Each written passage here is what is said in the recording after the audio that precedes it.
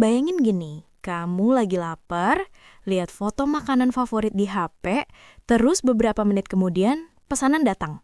Aromanya enak banget, tampilannya bikin ngiler, kamu makan lahap, puas, kenyang. Tapi beberapa jam atau beberapa hari kemudian, perut mulai nggak enak. Badan kerasa lemes atau kamu jadi sering bolak-balik ke kamar mandi. Di sosmed, kamu lihat konten dengan judul heboh, katanya ada makanan penuh parasit yang diam-diam sering kita makan. Di satu sisi, kamu pengen bilang, lebay banget, paling clickbait. Tapi di sisi lain, ada rasa was-was. Jangan-jangan selama ini aku memang kurang hati-hati sama apa yang aku makan. Judul seperti terungkap 9 makanan penuh parasit, juara 1 favorit Anda, tapi dokter tak akan pernah sentuh. Memang sengaja dibuat dramatis biar kamu ngeklik. Di obrolan kita kali ini, aku nggak akan pakai gaya nakut-nakutin seperti itu. Kita akan bahas dengan kepala dingin, bukan daftar makanan yang harus kamu benci selamanya, tapi lebih ke kebiasaan makan dan cara mengolah makanan yang bisa bikin makanan itu jadi sarang kuman dan parasit kecil yang nggak kelihatan mata. Banyak dari makanan ini sebenarnya boleh saja dinikmati, bahkan banyak tenaga kesehatan pun masih makan. Bedanya, mereka biasanya lebih hati-hati soal cara memilih, mengolah, dan porsinya. Di sepanjang obrolan ini, aku akan ajak kamu memahami kenapa makanan bisa jadi kendaraan buat kuman dan parasit masuk ke tubuh. Kebiasaan apa saja yang diam-diam memperbesar risiko, dan langkah-langkah kecil apa yang bisa kamu lakukan dalam 7-14 hari ke depan supaya kamu tetap bisa menikmati makanan, tapi dengan cara yang lebih aman dan bijak. Yang perlu kamu ingat dari awal, yang aku bahas di sini adalah edukasi umum tentang pola makan dan kebersihan, bukan pengganti konsultasi langsung dengan tenaga kesehatan. Jadi, kalau kamu punya keluhan berat atau gejala yang sangat mengganggu, apalagi kalau terasa darurat, tetap penting banget untuk periksa langsung ya. Perkenalkan, saya Andi.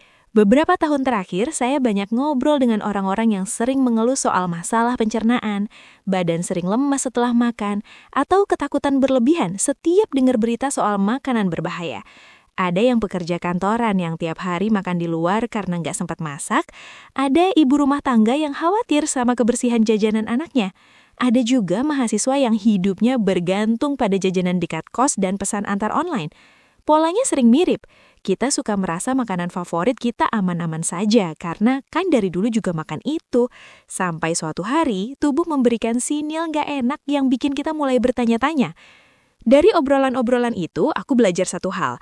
Orang bukan nggak peduli soal kesehatan, tapi seringkali bingung harus mulai dari mana. Di satu sisi, banyak konten menakut-nakuti soal makanan. Di sisi lain, ada juga yang terlalu santai, seolah-olah apapun tak masalah asalkan enak. Tugas kita di sini bukan mencari kambing hitam, tapi menemukan titik tengah. Gimana caranya tetap bisa menikmati makanan yang kamu suka sambil mengurangi risiko-risiko yang sebenarnya bisa diatur dengan kebiasaan sehari-hari. Sekali lagi, semua yang aku ceritakan ini bukan pengganti pemeriksaan langsung.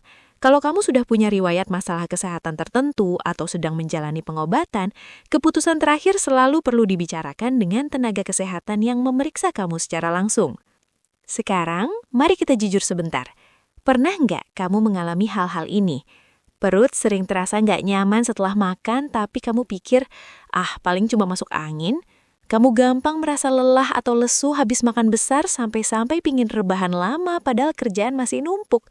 Kadang kamu merasa mual ringan, kembung, atau sering buang gas dengan bau yang lebih menyengat dari biasanya, tapi kamu cuma ketawa dan bilang, wah, efek makan pedas nih, tanpa pernah benar-benar mengevaluasi pola makan kamu. Ada juga yang jadi lebih sering bolak-balik ke kamar mandi, entah karena diare, atau malah susah buang air, tapi tetap lanjut dengan pola makan yang sama dari hari ke hari. Belum lagi soal kebiasaan yang kelihatannya sepele. Misalnya makan di warung favorit yang piring dan sendoknya dicuci cepat-cepat di ember yang sama. Atau jajan di pinggir jalan yang penuh debu, tapi karena sudah langganan bertahun-tahun, kamu merasa tubuhmu sudah kebal. Atau kebiasaan makan lauk yang nggak benar-benar matang, sayuran mentah yang cuma disiram air sebentar, atau buah yang dimakan tanpa dicuci dulu karena kelihatannya bersih. Di rumah mungkin kamu sering menyimpan sisa makanan di meja makan tanpa ditutup berjam-jam, lalu malamnya dihangatkan dan dimakan lagi. Semua ini bukan berarti langsung berbahaya setiap saat, tapi kalau diulang terus tanpa kesadaran, tubuh bisa mulai memberi tanda-tanda protes. Yang sering bikin orang tambah stres adalah perasaan bersalah dan malu. Kok aku bego banget sih selama ini sembarangan makan? Atau aku malu kalau cerita ke orang, nanti dikira jorok. Belum lagi rasa takut. Takut kalau ternyata ada sesuatu yang parah di tubuh. Takut periksa, takut dimarahi. Kalau kamu pernah merasa begitu, kamu nggak sendirian. Wajar banget kalau kamu merasa campur aduk antara khawatir, bingung, dan mungkin juga sedikit defensif. Kamu nggak lebay dan perasaan itu valid. Kabar baiknya, untuk banyak orang, ada banyak hal kecil yang bisa kita ubah tanpa harus menghapus semua makanan favorit sekaligus. Mungkin nggak akan bikin tubuhmu berubah drastis dalam semalam, tapi pelan-pelan, tubuh biasanya akan merespon. Rasanya bisa jadi lebih enak, perut lebih tenang, energi setelah makan lebih stabil, dan kamu bisa menikmati makanan dengan rasa aman yang lebih besar. Kita akan bahas bagaimana caranya lewat cerita-cerita yang lebih dekat dengan kehidupan sehari-hari. Coba bayangin sosok Pak Budi, usia sekitar 40-an, kerja kantoran. Tiap pagi dia berangkat agak mepet, jadi sering lewat sarapan di rumah. Di dekat kantor ada warung nasi yang sudah jadi langganan bertahun-tahun. Menunya enak, murah, porsinya banyak. Di sana Pak Budi suka sekali makan lauk goreng dan tumisan, plus sedikit lalapan mentah dan sambal yang disendok dari wadah besar bersama pelanggan lain. Siang hari, karena dikejar deadline, dia makan cepat sambil tetap menatap layar laptop. Kadang dia bahkan lupa minum air yang cukup, tapi minuman manis dingin selalu berhasil menggoda. Sore dan malam hari karena macet panjang, Pak Budi malas masak di rumah. Dia lebih sering pesan makanan lewat aplikasi. Pilihannya jatuh ke makanan yang mengenyangkan dan gurih, dengan sayur yang sedikit sekali atau sayur mentah yang disajikan asal segar di piring. Di dapurnya ada kebiasaan menyimpan sisa lauk di meja makan tanpa ditutup rapat. Nanti kalau lapar tinggal dipanaskan sebentar. Dia nggak pernah memperhatikan apakah makanan sudah terlalu lama berada di suhu ruang atau tidak. Buat Pak Budi, selama rasanya masih enak dan belum berbau aneh, berarti aman. Beberapa bulan terakhir, Pak Budi mulai merasakan hal-hal yang mengganggu. Perutnya lebih sering kembung. Kadang terasa mulas setelah makan. Dan ia jadi lebih sering buang gas. Ada hari-hari tertentu di mana ia merasa sangat lemas. Padahal tidak melakukan aktivitas fisik berat. Ia mengira itu hanya karena usia yang bertambah dan kerjaan yang banyak. Namanya juga sudah kepala 4, begitu pikirnya. Ia tidak terlalu menghubungkan gejala-gejala itu dengan cara ia memilih dan mengolah makanan. Suatu hari, saat makan malam bersama keluarga, istrinya memperhatikan bahwa Pak Budi bolak-balik ke kamar mandi dan tampak pucat. Anak remajanya bercanda, "Pak, jangan-jangan kebanyakan jajan sembarangan nih." Istrinya, Bu Ringa, mengingatkan, "Pak, ayo dong lebih hati-hati. Kalau sering begini, periksa ya." Pak Budi merasa antara malu dan defensif. Dalam hati ia bergumam, dari dulu juga aku makan begitu. Nggak apa-apa, masa baru sekarang bermasalah? Rasa takut akan kemungkinan ada sesuatu yang serius juga membuat ia menunda untuk cek kesehatan. Beberapa minggu kemudian, di kantor, Pak Budi hampir tertidur di depan komputer setelah makan siang. Jalan pikirannya terasa lambat, dan perutnya melilit. Ia terpaksa ke kamar mandi lagi, dan melewatkan satu rapat penting. Setelah itu, atasannya memanggil ke ruangannya. Bukan untuk marah, tapi dengan nada khawatir. "Pak Budi, akhir-akhir ini Bapak kelihatan gak enak badan terus. Kalau perlu izin periksa, bilang saja, jangan dipaksakan." Kata-kata itu menjadi semacam titik balik. Untuk pertama kalinya, Pak Budi benar-benar duduk dan merenung soal kebiasaannya sendiri. Malam itu, di rumah, ia mengamati cara ia memperlakukan makanan. Ia memperhatikan sisa lauk yang sudah berjam-jam di meja, kulkas yang penuh tapi kurang rapi, dan kebiasaan makan lalapan mentah dari penjual yang ia bahkan tidak tahu sumber sayurnya dari mana. Ia bukan tiba-tiba berhenti makan semua itu, tapi ia mulai mengambil keputusan kecil. Ia memilih warung yang terlihat lebih bersih dan ramai. Mulai meminta sayur yang dimasak matang lebih banyak dan mengurangi lalapan mentah dari jalanan. Di rumah, ia mulai membiasakan menyimpan sisa makanan di wadah tertutup dan memasukkan ke kulkas lebih cepat. Perubahan yang ia rasakan tidak ajaib. Dalam beberapa hari pertama, gejala masih kadang muncul. Tapi setelah beberapa minggu, ia menyadari bahwa perutnya lebih jarang kembung parah, dan rasa lemas setelah makan tidak sekuat dulu. Ia mulai bisa mengikuti rapat tanpa harus mengantuk berat setelah makan siang. Bukan berarti semua keluhan hilang, tapi tubuhnya seperti mulai bekerja lebih nyaman. Ia juga akhirnya memberanikan diri untuk memeriksakan diri, sekadar memastikan kondisi umum. Hasilnya membuat ia semakin yakin bahwa mengubah cara memilih dan mengolah makanan adalah investasi penting. Selain Pak Budi, ada juga kisah Bu Sari, ibu rumah tangga yang punya 2 anak sekolah dasar. Untuk menghemat waktu, ia sering membeli jajanan di depan sekolah. Gorengan, sosis, cilok, dan sejenisnya. Anak-anak suka, ia pun lega karena tidak perlu selalu memasak camilan. Namun, ia juga tahu tempat jajanan itu berada di pinggir jalan yang ramai kendaraan, dekat selokan, dan alat-alat masaknya kadang tidak tertutup rapat. Awalnya ia pikir, ya sudahlah, yang penting anak-anak makan. Lama-kelamaan, anak sulungnya mulai lebih sering mengeluh perut tidak enak dan mual ringan. Suatu sore, ketika anaknya mengeluh lagi, Bu Sari merasa sangat bersalah. Ia tidak mau membuat anaknya takut makan, tapi ia juga sadar ada yang perlu diubah. Ia mulai membatasi frekuensi jajan di luar, bukan melarang total. Ia membuat aturan sederhana. Dalam seminggu, anak-anak boleh jajan di luar beberapa kali saja. Sisanya ia siapkan camilan di rumah. Ia juga mulai memilih penjual yang kelihatan lebih menjaga kebersihan. Minyaknya tidak terlalu hitam, alat masaknya lebih tertata, dan makanan tidak dibiarkan terduka di dekat jalan. Perubahan kecil itu membuat ia merasa sedikit lebih tenang, dan anak-anak pun mulai belajar bahwa memilih makanan bukan hanya soal rasa, tapi juga soal kebersihan. Ada juga Rikol, mahasiswa yang tinggal di kos, yang hidupnya sangat bergantung pada makanan pesan antar. Demi menghemat, ia suka memilih paket makan murah, yang kadang porsinya besar tapi kualitas bahan dan kebersihannya sulit ia cek. Ia sering makan sambil main game, dan sisa makanan kadang dibiarkan begitu saja di meja belajar sampai beberapa jam.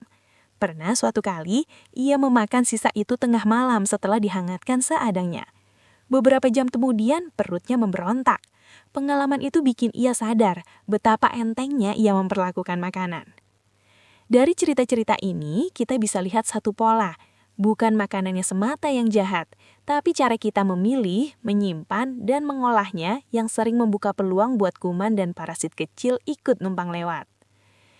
Sekarang, supaya lebih kebayang, kita bahas sedikit soal apa yang terjadi di dalam tubuh tapi dengan bahasa yang sederhana. Bayangkan tubuhmu seperti rumah besar. Di dalam rumah ini ada banyak ruangan dan pipa air yang saling terhubung. Makanan yang masuk itu seperti barang-barang yang kamu bawa dari luar ke dalam rumah. Kalau barang-barang itu dibawa dari tempat yang kotor dan tidak dibersihkan dulu, wajar kalau rumah perlahan jadi kotor, penuh debu, dan mungkin ada serangga yang ikut terbawa. Di tubuh, makanan yang tidak diolah dengan bersih bisa membawa penumpang gelap berupa kuman dan parasit kecil yang tidak kelihatan. Sistem pencernaanmu punya pasukan keamanan sendiri yang namanya imunitas. Tapi kalau kiriman tamu tak diundang ini terlalu banyak atau datang terus-menerus, pasukan ini bisa kewalahan. Akibatnya, kamu bisa merasakan berbagai keluhan seperti perut tidak nyaman, lemas, atau gejala lain yang bikin aktivitas harian terganggu. Hal kedua yang penting dipahami adalah peran kebiasaan harian. Coba bayangkan dapur rumahmu. Kalau kami selalu mencuci tangan sebelum mengolah makanan, mencuci sayur dan buah sampai bersih, memisahkan talenan untuk bahan mentah dan matang, dan memasak sampai benar-benar matang, dapur itu seperti dapur profesional yang rapi. Tapi, kalau kamu sering memotong bahan mentah dan matang di talenan yang sama tanpa mencuci, membiarkan makanan di suhu ruang terlalu lama, atau menyimpan sisa makanan sembarangan, dapur itu pelan-pelan jadi tempat favorit kuman berkembang. Di tubuh, kebiasaan harian seperti jarang cuci tangan sebelum makan, sering makan di tempat yang kebersihannya diragukan, atau suka makan makanan yang kurang matang, bisa menumpuk resiko. Bukan berarti sekali melakukan langsung bermasalah, tapi seperti menaruh beban kecil berulang-ulang di lemari rapuh. Satu hari mungkin baik-baik saja, tapi lama-lama bisa jebol. Ketiga, tubuhmu sebenarnya punya kemampuan memperbaiki diri kalau kamu memberinya kesempatan. Bayangkan tubuh seperti pabrik kecil yang punya sistem filter dan perbaikan. Kalau barang yang masuk relatif bersih, filter ini bisa bekerja dengan tenang. Tapi kalau yang datang campuran barang bersih dan kotor secara terus-menerus, filter harus bekerja ekstra. Dengan memperbaiki kebiasaan makan, memilih makanan yang lebih terjaga kebersihannya, dan memberi waktu istirahat yang cukup untuk tubuh, kamu membantu pabrik itu bekerja lebih efisien. Kamu mungkin tidak akan merasa super hebat seperti iklan, tapi seringkali kamu akan merasakan perubahan kecil yang nyata. Perut lebih jarang rewel, energi lebih stabil, dan rasa cemas setelah makan berkurang. Di titik ini, mungkin kamu punya banyak keberatan di kepala. Tapi aku sibuk, mana sempat mikirin semua itu. Wajar banget, kalau kamu kerja dari pagi sampai malam atau punya banyak tanggung jawab di rumah, rasanya sudah capek duluan membayangkan harus pilih-pilih makanan. Yang penting kamu ingat, perubahan tidak selalu harus besar. Bahkan keputusan kecil seperti memilih satu penjual yang lebih bersih atau meluangkan beberapa detik ekstra untuk cuci tangan dengan sabun sebelum makan, itu sudah sebuah langkah. Kamu tidak harus langsung mengubah semua kebiasaan dalam satu hari. Ada juga yang bilang, aku sudah bertahun-tahun makan begini dan baik-baik saja kok. Ini juga sering terdengar. Tubuh manusia memang luar biasa, kadang bisa menoleransi kebiasaan yang kurang ideal cukup lama. Tapi seperti tali yang terus ditarik, ada batas kekuatan. Setiap orang punya titik toleransi yang berbeda. Ada yang cepat sekali merasakan dampak, ada yang baru terasa setelah bertahun-tahun. Menjaga kebersihan makanan bukan soal menghukum diri atas masa lalu, tapi soal memberi tubuh kesempatan yang lebih baik untuk kedepannya. Keberatan lain yang sering muncul adalah, makan lebih bersih atau lebih sehat itu mahal. Memang, beberapa pilihan makanan tertentu bisa lebih mahal, tapi banyak langkah menjaga kebersihan yang sebenarnya tidak selalu butuh biaya besar. Mencuci tangan dengan sabun sebelum makan, mencuci sayur dan buah di bawah air mengalir, menyimpan makanan sisa dalam wadah tertutup, atau tidak membiarkan makanan di suhu ruang terlalu lama, itu lebih soal perhatian dan kebiasaan. Kalau kamu makan di luar, kamu bisa mulai memperhatikan hal-hal kecil. Apakah tempatnya terlihat bersih? Bagaimana cara penjual menangani makanan? Apakah makanan dibiarkan terbuka di udara bebas di dekat jalan yang ramai? Ini semua adalah langkah-langkah yang bisa kamu ambil tanpa harus selalu memilih tempat yang paling mahal. Ada juga yang takut periksa. Kalau periksa nanti ketahuan ada apa-apa, aku malah makin stres. Perasaan ini sangat manusiawi, tapi justru dengan tahu kondisi lebih awal, banyak hal bisa ditangani dengan cara yang lebih ringan. Ingat, banyak masalah pencernaan atau keluhan setelah makan yang berkaitan dengan pola hidup dan bisa dibantu dengan perbaikan kebiasaan. Periksa bukan berarti kamu langsung divonis sesuatu yang menakutkan. Itu cara untuk menghargai tubuhmu sendiri, sama seperti kamu mengecek mesin kendaraan sebelum dipakai jalan jauh. Sekarang, supaya lebih mudah dipraktikkan, mari kita susun rencana sederhana untuk 7 hingga 14 hari ke depan. Anggap ini sebagai eksperimen lembut antara kamu dan tubuhmu. Selama 2 minggu ini, kamu tidak harus sempurna, tapi kamu mencoba lebih sadar pada bagaimana makanan datang ke piringmu dan apa yang kamu rasakan setelah makan. Di minggu pertama, kamu bisa mulai dari satu kebiasaan inti. Cuci tangan dengan sabun sebelum makan, di rumah maupun di luar. Kedengarannya sepele, tapi tangan adalah kendaraan umum bagi banyak kuman. Setiap kali kamu akan makan, berhenti sebentar dan tanya diri sendiri, tangan aku sudah bersih belum? Kalau belum ada fasilitas cuci tangan yang layak, kamu bisa membawa pembersih tangan sebagai cadangan, sambil tetap menjadikan cuci tangan dengan air dan sabun sebagai pilihan utama saat memungkinkan. Di saat yang sama, kalau kamu sering makan di rumah, mulai biasakan mencuci sayur dan buah di bawah air mengalir, bukan hanya merendam sebentar di satu wadah. Masih di minggu pertama, mulai perhatikan cara kamu menyimpan makanan. Kalau ada sisa makanan, jangan dibiarkan terbuka di meja berjam-jam. Begitu sudah agak dingin, segera pindahkan ke wadah tertutup dan simpan di kulkas. Saat akan dimakan lagi, panaskan sampai benar-benar panas merata, bukan hanya hangat di permukaan. Di kos atau di rumah, rapikan rak kulkas sehingga kamu tahu mana makanan yang harus dihabiskan dulu.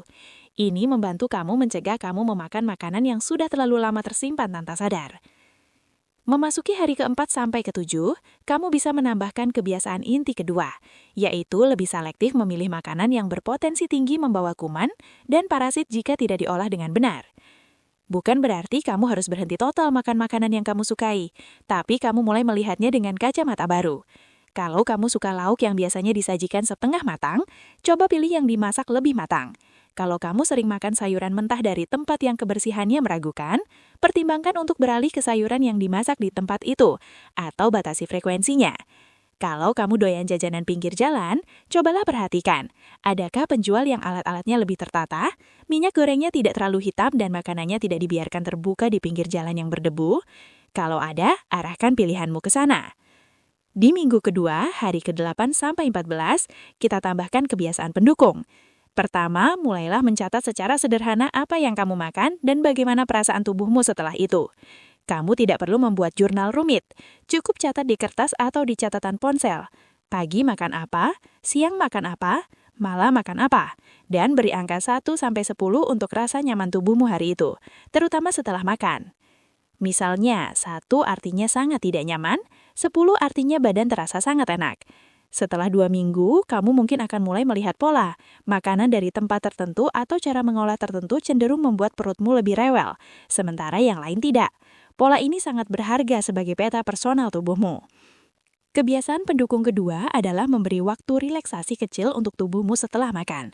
Bukan berarti langsung rebahan dan scroll media sosial tanpa henti, tapi beberapa menit untuk duduk tenang, tarik nafas dalam-dalam dan merasakan apa yang terjadi di perut dan tubuh. Stres juga bisa mempengaruhi cara tubuhmu memproses makanan. Dengan membiasakan diri memberi jeda tenang, kamu membantu sistem pencernaan bekerja tanpa tambahan tekanan dari pikiran yang terlalu penuh. Di sela-sela itu, ingat juga untuk minum air putih cukup sepanjang hari, bukan hanya saat sangat haus. Selama 14 hari ini, jangan jadikan rencana ini sebagai sumber tekanan baru. Kalau ada hari di mana kamu kembali ke kebiasaan lama, jangan langsung menyalahkan diri. Lihat saja sebagai bahan belajar. Oh, kalau aku makan ini dengan cara seperti tadi, tubuhku bereaksi begini. Tujuan kita bukan menjadi sempurna, tapi menjadi lebih sadar. Sebelum kita tutup, mari kita recap sebentar. Kita tadi mulai dari kegelisahan soal makanan yang katanya penuh parasit dan menakutkan. Kita lihat bahwa masalah utamanya sering bukan pada makanan tertentu saja, melainkan pada cara kita memilih, mengolah, dan menyimpannya. Tubuhmu punya sistem perlindungan dan perbaikan, tapi ia butuh bantuanmu lewat kebiasaan harian. Dengan memahami bahwa makanan bisa membawa penumpang gelap kalau tidak diolah dengan benar, dan dengan menyadari peran kebersihan tangan, alat, suhu, serta cara menyimpan makanan, kamu bisa mengurangi risiko sambil tetap menikmati makanan favorit.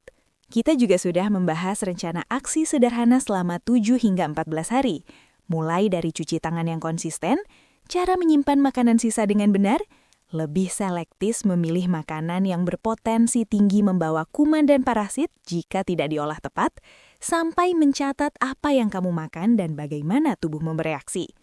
Semua langkah ini bukan jaminan kamu akan bebas total dari masalah, tapi ini adalah cara konkret untuk memberi tubuhmu lingkungan kerja yang lebih bersih dan bersahabat. Ada satu hal lagi yang sangat penting, mengenali tanda-tanda bahaya.